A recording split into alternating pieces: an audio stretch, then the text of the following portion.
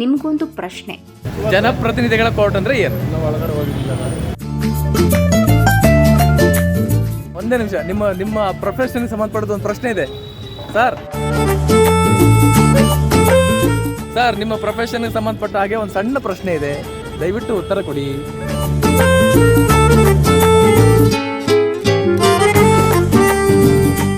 ಅರೆ, ನಾವೇನು ಕೇಳಬಾರ್ದೇನಾದ್ರೂ ಕೇಳಿದ್ವಾ? ಇಲ್ವಲ್ಲ. ಅದ್ಯಾಕೆ ಈ ಲಾಯರ್ಗಳು ಓಡೋಗ್ತಾರೆ? ನನಗೆ ಜನಪ್ರತಿನಿಧಿಗಳ ಕೋರ್ಟ್ ಅಂದ್ರೆ ಏನು ಗೊತ್ತಿಲ್ಲ, ಹೇಳಿ ಸರ್ ದಯವಿಟ್ಟು. ಹೇಳಿ ಸರ್, ಒಂದೇ ಪ್ರಶ್ನೆ. ಅಲ್ಲ ಲ್ಯಾಂಡ್ ಗ್ಯಾಪಿಂಗ್ ಮೇಲೆ ಕೆಲಸ ಐತೆ, ಬಂದು ಹೇಳ್ತೀನಿ. ಅದೇ ಒಂದು ಸೆಂಟೆನ್ಸ್ ಹೇಳ್ಬಿಡಿ, ನಮ್ಗೆ ಗೊತ್ತಿಲ್ಲ ಅದಕ್ಕೆ. ಅದು ಬಂದು ಹೇಳ್ತೀನಿ ಕಡೆ.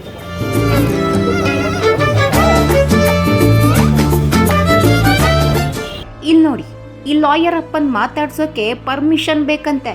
ಕೋರ್ಟ್ ಹೊರಗಡೆ ಮಾತಾಡ್ಸೋಕೆ ಪರ್ಮಿಷನ್ ಬೇಕಂತೆ. ಹೇಳ್ತೀನಿ. ಅಲ್ಲಲ್ಲ, ನಾನೇ ನಿಮಗೆ ಜನಪ್ರತಿನಿಧಿಗಳ ಕೋರ್ಟ್ ಅಂದ್ರೆ ಏನು? ನಾನು ಕಾನೂನು ಪ್ರಕಾರ ಕೇಳ್ತಾ ಇದ್ದೀನಿ, ಜರ್ನಲಿಸ್ಟ್ ಅಂತ ಹೇಳಿದ್ದೀನಿ. ನನಗೆ ಗೊತ್ತಿಲ್ಲ, ನೀವು ಲಾಯರ್ ಆಗಿ ಹೇಳಿ ಅಂತ ಇದ್ದೀನಿ. ನಿಮ್ಗೆ ಗೊತ್ತಿದ್ರೆ ಗೊತ್ತಿದೆ ಅಂತ ಹೇಳಿ, ಗೊತ್ತಿಲ್ಲ ಅಂದ್ರೆ ಇಲ್ಲ ಅಂತ ಹೇಳಿ. ಅದಕ್ಕೆ ಯಾಕೆ ನೀವು ಬೇಜಾರಾಗ್ತೀರಿ? ಯಾಕೆ ಪರ್ಮಿಷನ್ ಏನು ಬೇಕಾಗಿಲ್ಲ. ಹೊರಗಡೆ ಕೋರ್ಟ್ ಒಳಗಡೆ ಆದ್ರೆ ಪರ್ಮಿಷನ್ ತಗೋಬೇಕು. ಇವ್ರೇನೋ ಇನ್ನು ಫ್ರೆಷರ್ಸ್ ಗೊತ್ತಿರ್ಲಿಕ್ಕಿಲ್ಲ ಅನ್ಬಹುದು, ಆದ್ರೆ ಇಲ್ಲೊಂದಷ್ಟು ಸೀನಿಯರ್ ಲಾಯರ್ಸ್ ಇದ್ದಾರೆ, ಇವ್ರಿಗಾದ್ರೂ ಗೊತ್ತಿರಲೇಬೇಕು. ಬನ್ನಿ ಟೆಸ್ಟ್ ಮಾಡಿ ಬಿಡೋಣ. ಜನಸಮುದಾಯ ಕೋರ್ಟ್ಗಳಲ್ಲಿ ಅಲ್ಲಿ ಏನಪ್ಪ ಅಂತಂದರೆ MLA MP ಗಳು ಬರೋದ್ರಿಂದ ಅಲ್ಲಿ ವಿಚಾರಣೆಯನ್ನು ಪಬ್ಲಿಕ್ ಪ್ರಾಸಿಕ್ಯೂಟರ್ ಇರ್ತಾರೆ, ಮತ್ತು ಕೆಲವೊಂದು ನೋಟಿಸ್ ಕೊಟ್ಟು ಅವ್ರನ್ನ ಕರೆಸ್ಬೇಕಾಗ್ತದೆ. ನೋಟಿಸು ಮತ್ತೊಂದೆಲ್ಲ ಇರುತ್ತೆ. ಜನಪ್ರತಿನಿಧಿಗಳ ಕೋರ್ಟ್ ಅಂದ್ರೆ ಏನು? ಜನಪ್ರತಿನಿಧಿಗಳ ಕೋರ್ಟ್ ಅಂತಂದ್ರೆ ಅದ್ರ ಬಗ್ಗೆ ವಿಷಯ ಕರೆಕ್ಟಾಗಿ ಗೊತ್ತಿಲ್ಲ.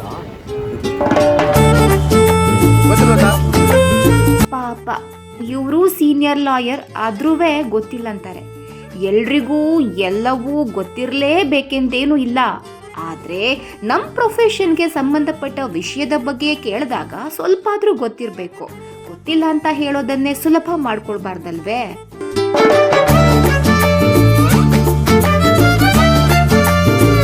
ಆಯ್ತು, ಇವ್ರನ್ನೆಲ್ಲ ಬಿಟ್ಟಾಕೋಣ. ಈಗ ಮಹಿಳಾ ಲಾಯರ್ ಅಮ್ಮವರನ್ನ ಕೇಳೋಣ ಬನ್ನಿ. ಜನಪ್ರತಿನಿಧಿಗಳ ಕೋರ್ಟ್ ಅಂದ್ರೆ ಏನು? ನನಗೆ ಗೊತ್ತಿಲ್ಲ, ಅದಕ್ಕೆ ನಾನು ಅದ್ರ ಬಗ್ಗೆ ಅಷ್ಟು ಸ್ಟಡಿ ಮಾಡಿಲ್ಲಪ್ಪ. ಓಕೆ, ಜನಪ್ರತಿನಿಧಿಗಳ ಕೋರ್ಟ್ ಅಂದ್ರೆ ಏನು?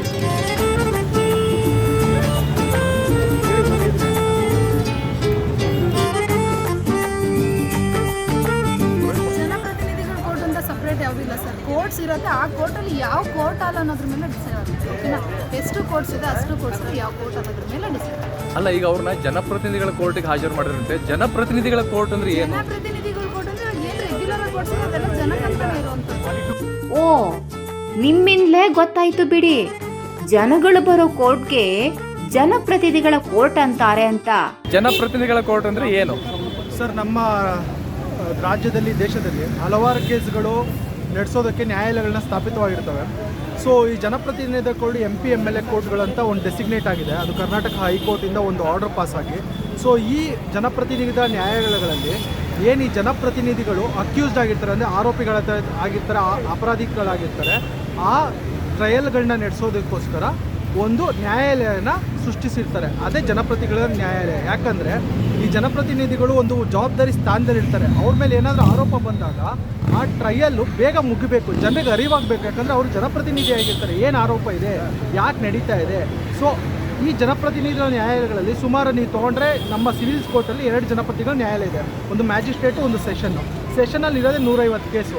ಸೊ ಒಂದು ತಿಂಗಳಲ್ಲಿ ಮ್ಯಾಕ್ಸಿಮಮ್ ಅಂದರೆ 2 ಸಲ ಒಂದು ಕೇಸ್ ಬರುತ್ತೆ, ಒಂದು ಕೇಸ್ ಇದ್ದರೆ. ಸೊ ತ್ವರಿತಗತಿಯಲ್ಲಿ ಇದು ನಿರ್ಧಾರ ಆಗುವಂಥ ಒಂದು ಕ್ರಿಯೆ. ಸೊ ಆದ್ದರಿಂದ ಇದು ತುಂಬ ಉಪಯೋಗ ಆಗುತ್ತೆ, ಜನರಿಗೆ ಅರಿವಿಗೆ ಬರಬೇಕು. ಸೊ ಜನರು ಅರ್ತ್ಕೋಬೇಕು ನಮ್ಮ ಜನಪ್ರತಿನಿಧಿ ಮೇಲೆ ಯಾವ ಕೇಸ್ ಇದೆ, ಯಾಕೆ ಬೇಗ ತೀರ್ಮಾನ ಆಗುತ್ತೆ, ತೀರ್ಮಾನ ಆದ ನಂತರ ಒಂದು ಆದೇಶ ಬಂದ ನಂತರ ಒಂದು ಮತದಾನ ಮಾಡುವಂಥ ಸಮಯದಲ್ಲಿ ಅವ್ರಿಗೆ ಅರಿವಾಗುತ್ತೆ.